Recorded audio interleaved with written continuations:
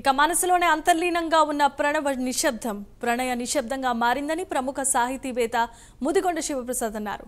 హైదరాబాద్ పుస్తక ప్రదర్శనశాలలో కవయిత్రి, నవలా రచయిత్రి కవితా చక్ర రచించిన ప్రణయ నిశ్శబ్దం అనే నవలను ఆయన చేతుల మీదుగా ఆవిష్కరించారు.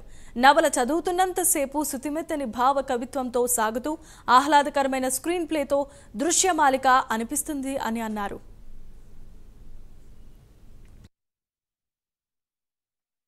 అనే పేరుతో ఒక చిత్రకారిణి యొక్క జీవితం, ఒక ఆర్టిస్ట్ యొక్క జీవితం నాకు తెలిసినంత వరకు రావటం ఇంగ్లీష్లో వచ్చినాయి. ఇంగ్లీష్లో పెయింటర్స్ మీద నావల్స్ వచ్చినాయి కొన్ని నాకు తెలుసు. కానీ తెలుగులో మరి ఒక పెయింటర్ మీద ఆధారం చేసుకొని నవళ్ళు ఏమన్నా వచ్చాయేమో నాకు వెంటనే గుర్తుకు రావటం లేదు. కాబట్టి ఇది ప్రణయ నిశ్శబ్దం మాత్రమే కాదు, ప్రణవ నిశ్శబ్దం.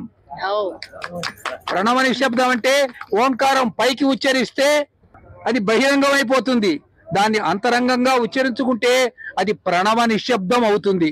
గతంలో వచ్చేసి ఎన్నో ఆర్టికల్స్, వ్యాసాలు, కథలు, పొట్టి నవలలు ఆంధ్రభూమిలో ఇతరత్ర వారపత్రికలో రాశాను.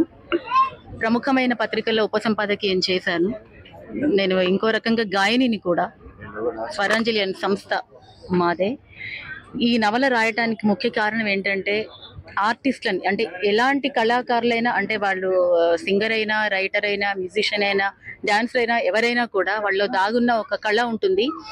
ఆ కళకి కనుక సరైన ప్రోత్సాహం లభిస్తే వాళ్ళు ఎలా ముందుకెళ్తారో అని చెప్పటమే ఈ నవల ఒక ఇతివృత్తము. సార్ ఇందాక చెప్పినట్టు ఇది ఒక ప్లాటోనిక్ లవ్. ఎండింగ్ ఏంటనేది ఒక ఆశ్చర్యార్థకం. ఇది మీరు అందరూ కొని చదవాలని నేను అనుకుంటున్నాను. Thank you.